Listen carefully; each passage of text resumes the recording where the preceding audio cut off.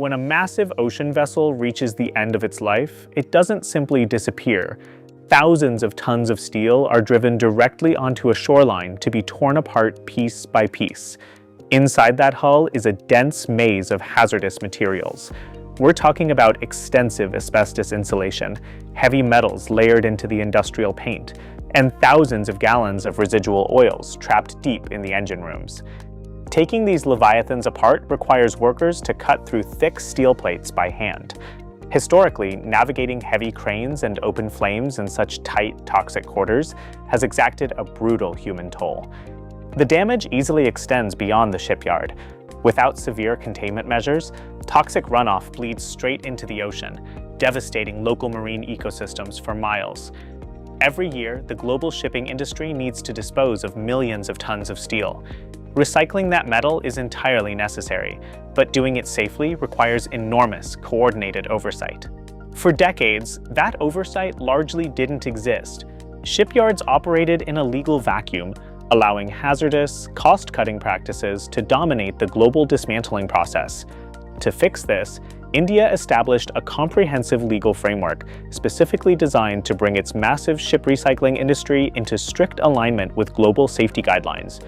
Firmly, leaving a multi-story cargo ship to be cut apart on a beach is dangerous by default.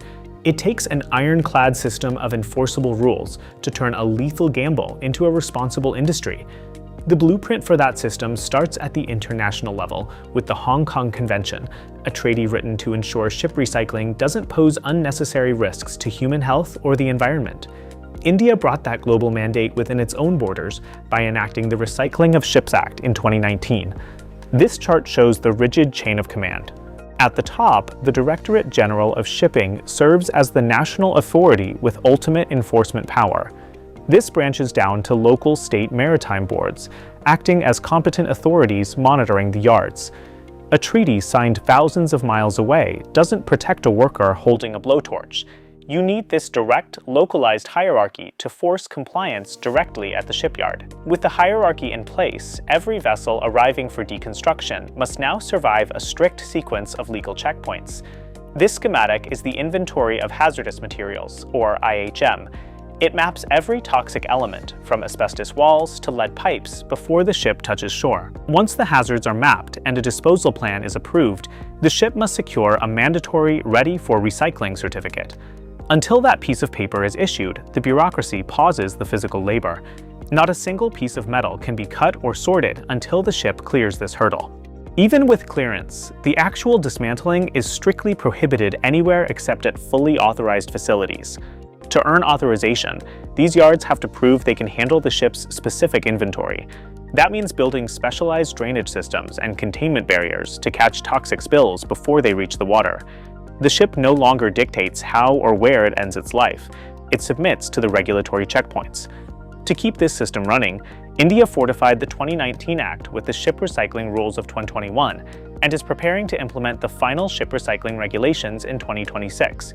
These rules dictate highly specific protocols for separating hazardous waste from clean steel and require mandatory safety gear and training for every worker on the beach. They also enforce continuous environmental monitoring. Facilities are audited regularly to ensure their spill containment and waste disposal methods stay compliant long after their initial authorization. The result of this legal gauntlet is visible on the ground. Heavy industrial dismantling operates alongside complex infrastructure, organized cutting teams, and enforced safety barriers. By enforcing a rigid chain of command and requiring strict material inventories, India has taken a highly dangerous operation and structured it into a transparent, internationally compliant industry. If you like this video, please do like, share, and comment. For more informative videos like these, subscribe to this channel.